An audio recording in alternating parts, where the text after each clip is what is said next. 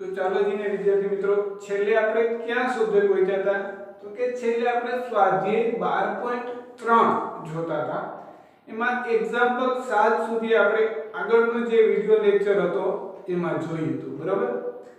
હવે પછી એક્ઝામ્પલ 8 આવે છે શું કહે છે જો z બરાબર 10 હોય તો z ની 3 ઘાત ઓછા કૌંસમાં 3 z ઓછા 10 ની કિંમત શોધો। તો પેલા ખાસ ધ્યાન રાખવાનું તો કે તમને જે પદાવલી આપેલી હોય ને એનું પેલા એક તો સાદુરૂપ આપી દેવાનું પછી આ જે ચલ હોય ને એની કિંમત મૂકવાની બરાબર। તો પેલા તમને કઈ પદાવલી આપેલી છે તો કે શું આપેલું છે કે z ની 3 ઘાત ઓછા 3 કૌંસમાં z ઓછા 10 બરાબર। ડાયરેક્ટ જો તમે આ ચલની કિંમત આમાં મૂકો ને તો પણ ખોટું નથી પણ તમે જ્યારે ધોરણ 10 માં ભણશો તો એક સ્ટેપ પછી બીજું સ્ટેપ આવે ને એ રીતે દાખલો ગણેલો હોય ને તો લખવા વાળાને પણ મજા આવે અને સામેવાળો જે જોવા વાળો વ્યક્તિ છે તમારું પેપર એને પણ મજા આવે એટલે ક્રમશઃ સ્ટેપ બાય સ્ટેપ લખવાનું।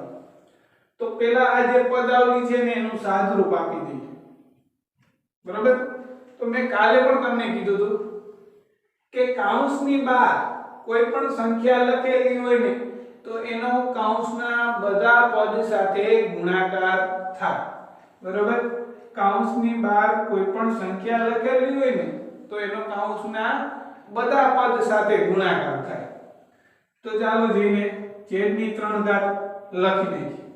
હવે ઓછા 3 છે હોય નિશાનીને ખાસ ધ્યાનમાં રાખજો શું છે ઓછા 3 તો ઓછા 3 નો z સાથે ગુણાકાર કરો તો શું થાય ઓછા 3 નો z સાથે ગુણાકાર કરો તો શું થશે ઓછા 3z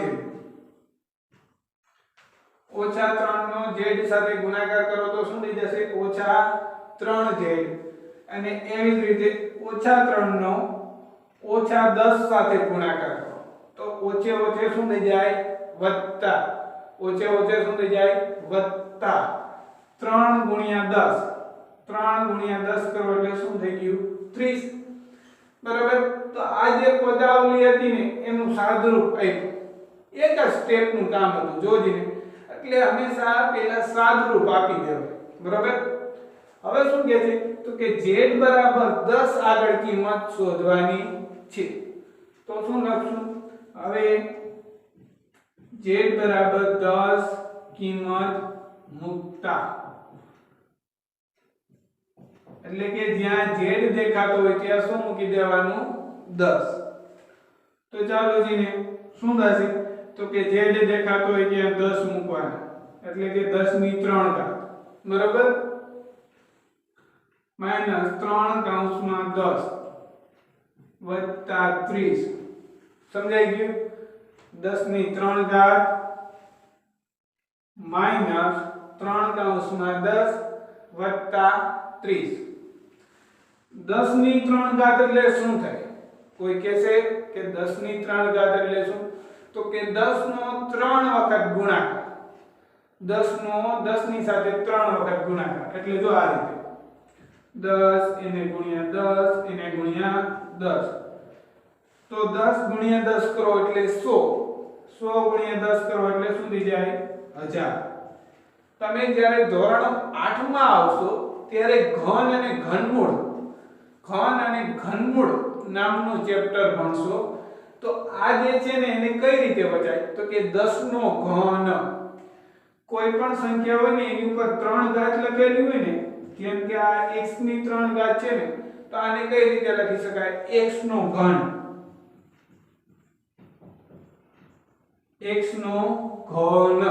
બરાબર।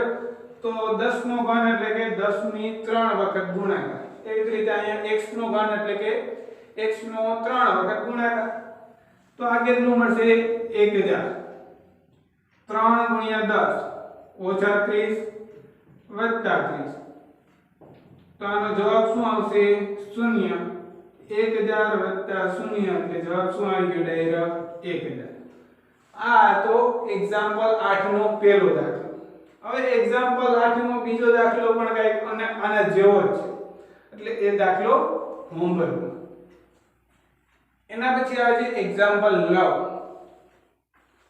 તો એક્ઝામ્પલ 9 નો શું કહે છે? x બરાબર 0 માટે પદાવલી આપેલી છે. શું આપેલું છે?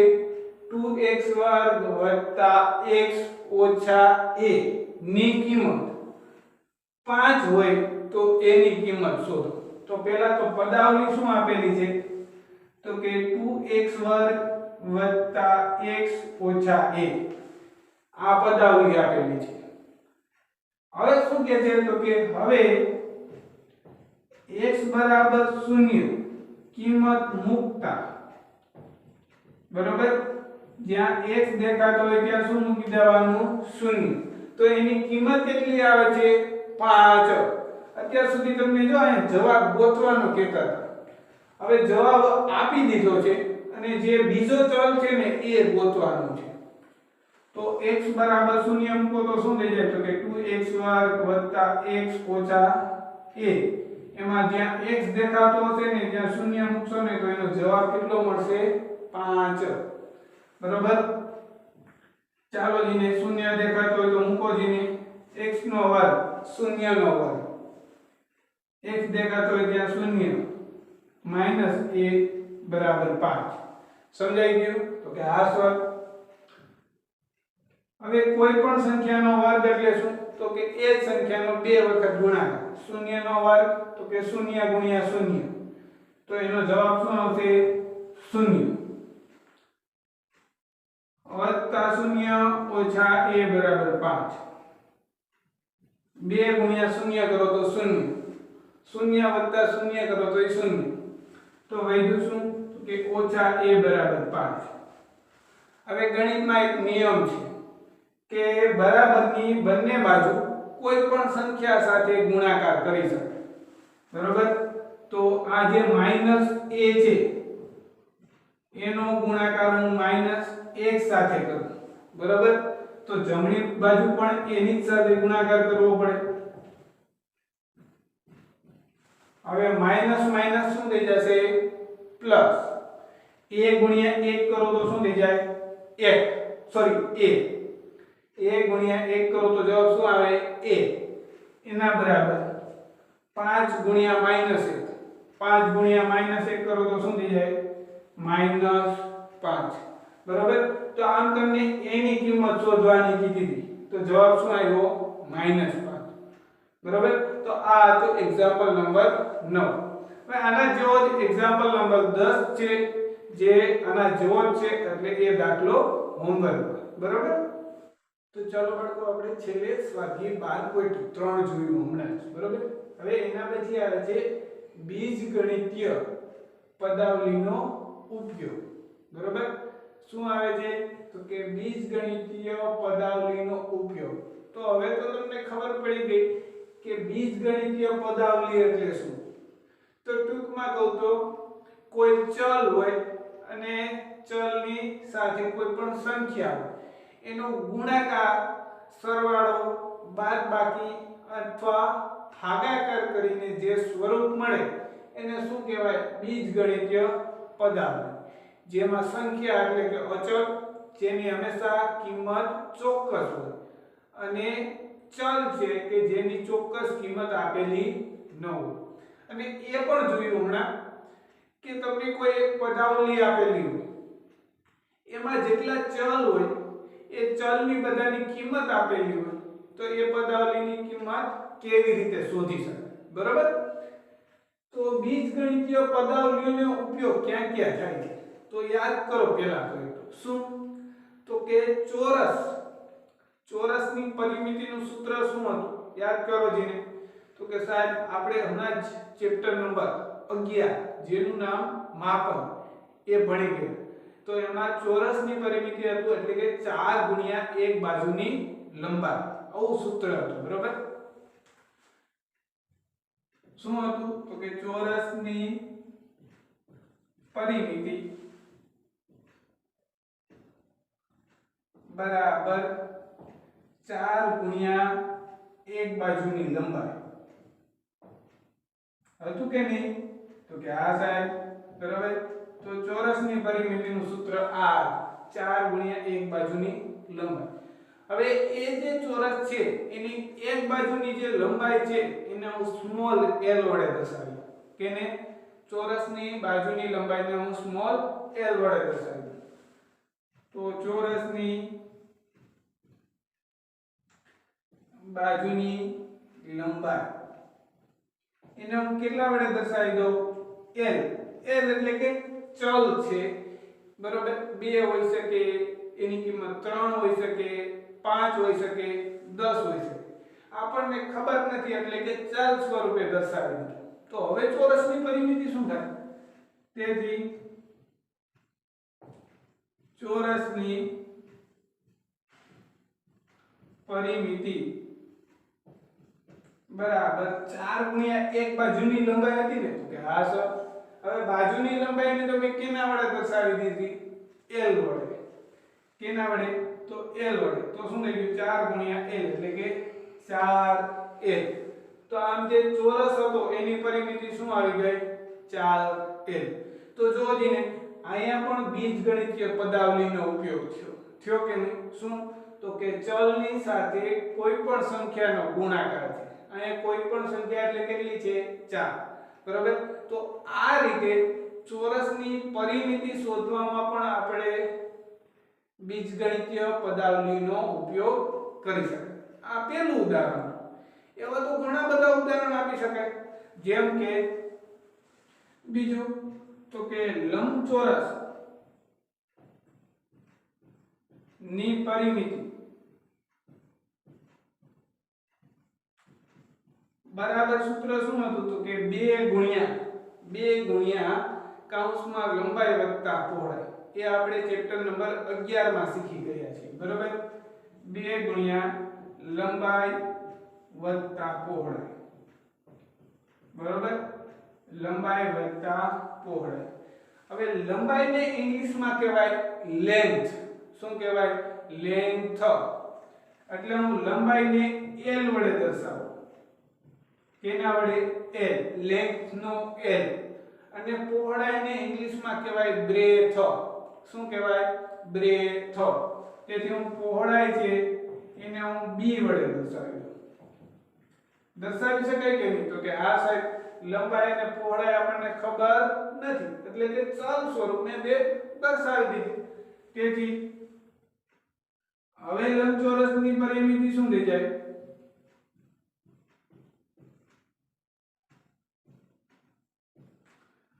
તો કે લંબચોરસની પરિમિતિ બરાબર 2 ગુણ્યા કૌંસમાં લંબાઈ એટલે શું છે મારી?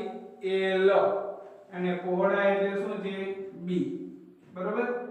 હવે વચ્ચે ગુણાકારની નિશાની લખો તો આ રીતે પણ લખી શકાય 2 કૌંસમાં l વત્તા b.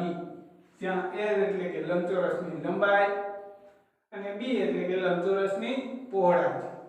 તો જો જીને અહીંયા પણ આપણે બીજગણિતીય પદાવલીનો ઉપયોગ કર્યો. આનું સાદુરૂપ આપવું તો કેવી રીતે? તો કે કૌંસની બહાર જે સંખ્યા હોય એનો કૌંસના બધા પદ સાથે ગુણાકાર થાય એટલે કે 2l 2b. તો એ પણ એક બીજગણિતીય પદાવલી થઈ ને? તો કે આ સર બરોબર. તો આ રીતે આ સૂત્રમાં પણ ઉપયોગ કરી શકાય. હવે એના પછી હજી એક આકારની વાત કરી લઈએ. નિયમિત આકાર. શું? નિયમિત આકાર.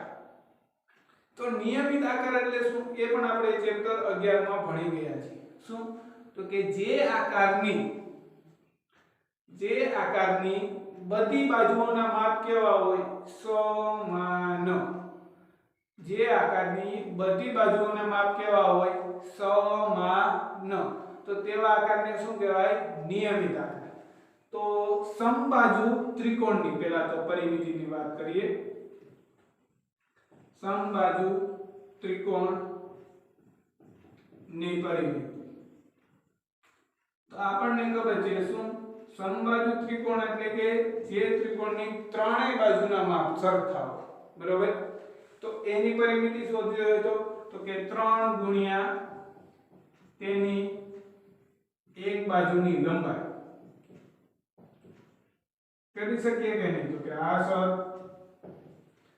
હવે આ જે તેની એક બાજુની લંબાઈ છે ને હું એને L વડે દર્શાવી દઉં. કેના વડે? L વડે. દરેક વખતે એવું જરૂરી નથી હો કે L જ ચલ લેવો. ચલનું નામ કોઈ પણ આપી શકાય. બરાબર?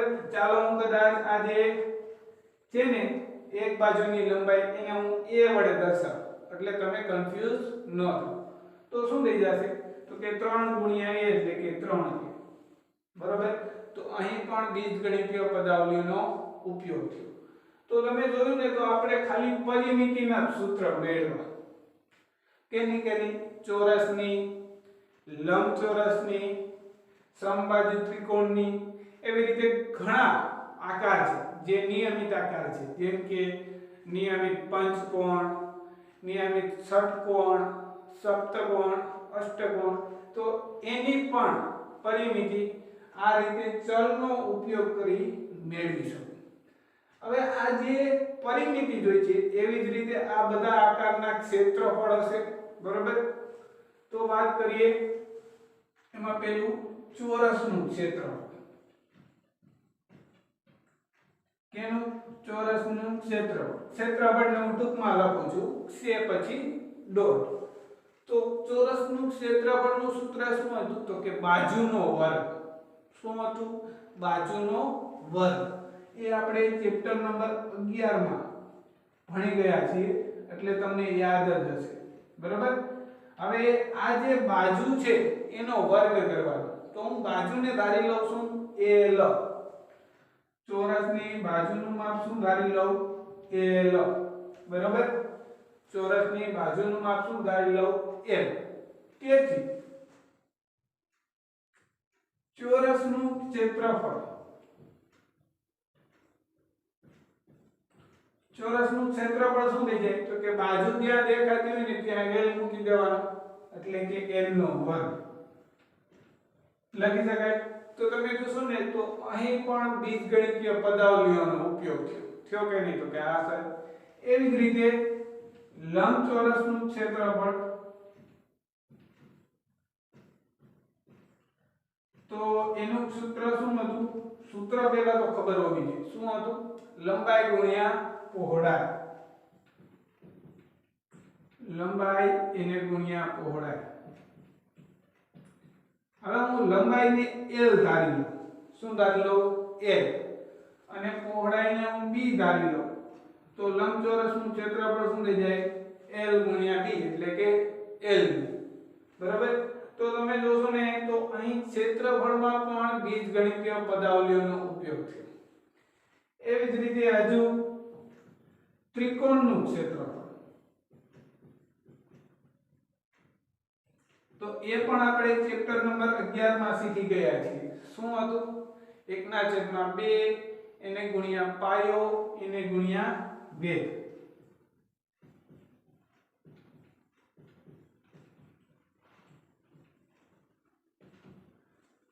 તો આને મારે પદાવલી સ્વરૂપે લખવું હોય તો કે પાયો જે નીચેનો છે એને શું કહેવાય? બ્રેથ એટલે કે b. અને વેધ છે એ શું હોય? ઊંચાઈ એટલે કે h. તો આના ઉપરથી આ રીતે લખી શકાય b ગુણ્યા h એટલે કે bh એના છેદમાં 2. તો અહીં પણ આપણે બીજગણિતીય પદાવલીનો ઉપયોગ કર્યો. બરાબર? તો તમે જોશો ને તો આપણે ઘણા બધા સૂત્રો જોયા કે જેમાં બીજગણિતનો ઉપયોગ થાય. બરાબર? તો હવે એના પછી આવે છે આંકડાની પેટર્નના નિયમો. બરાબર? અત્યાર સુધી આ ચેપ્ટરમાં ઘણું બધું જોયું આપણે. પહેલા તો પદાવલી એટલે શું? બરાબર? પછી એના અવયવ, સહગુણક, સજાતીય પદો, વિજાતીય પદો, સરવાળા, બાદબાકી. પછી એક પદાવલીનો બીજી પદાવલી સાથે સરવાળો, એક પદાવલીમાંથી બીજી પદાવલીનો બાદબાકી. પછી તો કે તમને જે પદાવલી આપેલી હોય એમાં જે ચલ હોય એ ચલની કિંમત પદાવલીમાં મૂકીએ તો કેવી રીતે એ પદાવલીની કિંમત શોધી શકાય એ જોયું. હવે એના પછી આવે છે આંકડાના પેટર્નના નિયમ. બરાબર? તો પ્રથમ નિયમ એવો છે શું છે પ્રથમ નિયમ? તો કે કોઈ પણ પ્રાકૃતિક સંખ્યા માટે કોઈ પણ પ્રાકૃતિક સંખ્યા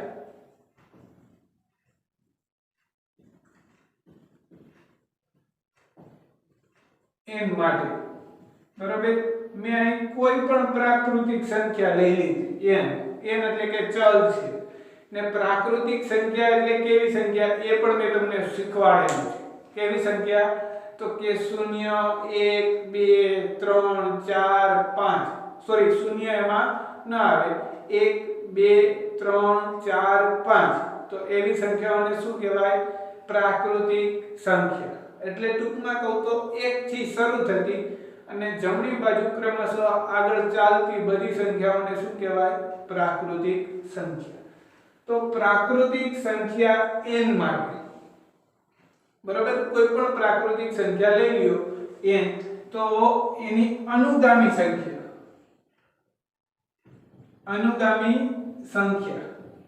શું થાય? n + 1.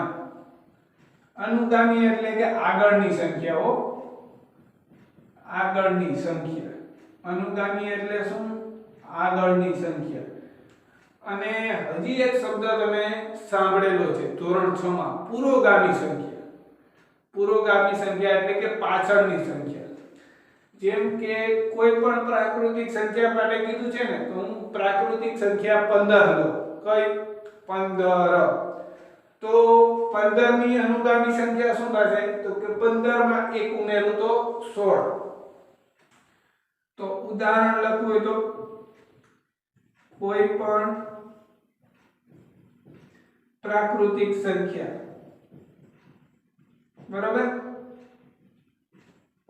કોઈ પણ પ્રાકૃતિક સંખ્યા જેમ કે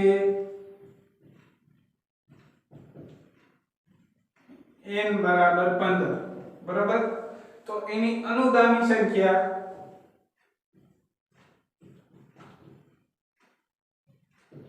શું થશે? તો કે 15 માં 1 ઉમેરો એટલે 16, બરાબર. તો તમને કોઈ પણ સંખ્યા આપેલી એની અનુગામી સંખ્યા પૂછે તો કે એમાં 1 ઉમેરી દેવાનું, જે જવાબ આવે શું થઈ ગયું? અનુગામી સંખ્યા, બરાબર. એવી જ રીતે તમે ધોરણ 6 માં પુરોગામી સંખ્યા ભણેલા છો, બરાબર. તો પુરોગામી એટલે કે 15 ની આગળ, 15 પહેલા કઈ સંખ્યા આવે? 14, તો એ શું થઈ ગયું? પુરોગામી સંખ્યા. એ અત્યારે આપણે ભણવાનું નથી, આપણે તો ખાલી અનુગામી સંખ્યાની વાત કરીએ છીએ, બરાબર. તો કોઈ પણ સંખ્યા આપેલી હોય એની અનુગામી સંખ્યા શું થાય? n + 1. અને આ જે સંખ્યા મળશે ને એ પણ પ્રાકૃતિક સંખ્યા જ હશે. કેમ? કારણ કે નાનામાં નાની પ્રાકૃતિક સંખ્યા કઈ? 1. એની અનુગામી સંખ્યા શું થઈ જશે? 2. એ પણ પ્રાકૃતિક સંખ્યા થશે, બરાબર. એટલે આ હતો નિયમ નંબર 1. એના પછી બીજો નિયમ, તો એમાં પણ એવું છે, શું છે કે કોઈ પણ પ્રાકૃતિક સંખ્યા લ્યો, કોઈ પણ પ્રાકૃતિક સંખ્યા n લ્યો, બરાબર. તો n લ્યો તો એની બેકી સંખ્યા શું થાય? બેકી સંખ્યા, તો કે બેકી સંખ્યા એટલે શું? તો કે આ જે સંખ્યા છે ને એને હું 2 વડે ગુણી દઉં, તો n ને હું 2 વડે ગુણી દઉં તો શું થઈ જાય? 2n. તો બેકી સંખ્યા શું થઈ જશે? 2n. એવી જ રીતે એકી સંખ્યા, તો એકી સંખ્યા એટલે શું? તો કે આ 2n મળ્યું એમાં હું 1 ઉમેરી દઉં તો શું થઈ ગયું? એકી, બરાબર. તો બેકી સંખ્યા એટલે શું? તો કે 2n. એકી સંખ્યા એટલે શું? તો કે 2n + 1. એનું ઉદાહરણ જોવું હોય તો કોઈ પણ પ્રાકૃતિક સંખ્યા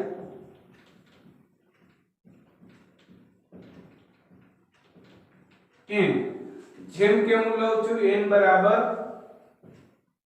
18, કોઈ પણ લઈ શકાય હો, n = 18. તેથી બેકી સંખ્યા શું થઈ જશે? તો કે 2 નો n સાથે ગુણાકાર. તેથી બેકી સંખ્યા બરાબર 2n 2n એટલે કે 2 નો 18 સાથે ગુણાકાર કરો તો 36 બરાબર બેકી સંખ્યા શું થઈ જશે 36 અને એકી સંખ્યા શું થઈ જશે તો કે 2n 1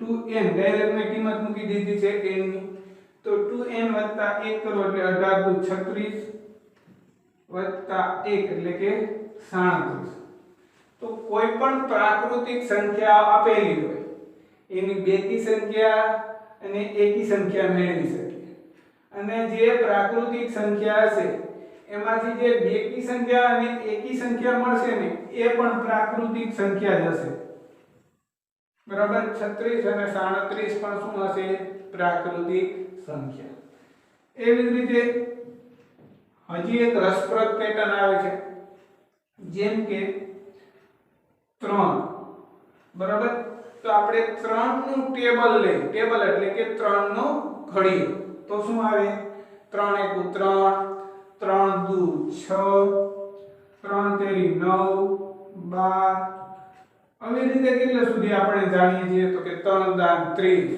પછી 3 * 11 કરીએ તો 33 તો આવી રીતે જે સંખ્યાઓ છે ને એમાં છેલ્લી સંખ્યા શું થશે તો કે 3n હજી એના પછી પણ ઘણી આગળ સંખ્યા મળે હો બરાબર તો મારે આ જે સંખ્યા છે જેમ કે ક્રમશઃ આવી રીતે ચાલતું હોય એમાં મારે 10મી સંખ્યા શોધવી હોય કઈ 10મી કઈ સંખ્યા શોધવી હોય 10મી તો પ્રથમ 3 આવે બીજી 6 ત્રીજી 9 ચોથી 12 તો 10મી સંખ્યા શોધવી હોય તો n બરાબર શું મૂકી દેવાનું 10 તેથી શું થઈ જાય તો કે 3 એટલે કે 30 એવી જ રીતે મારે 100મી સંખ્યા શોધવી હોય તો કે n બરાબર 100 તેથી 3 એટલે કે 300 એવી રીતે 1000મી સંખ્યા શોધવી હોય તો કે 3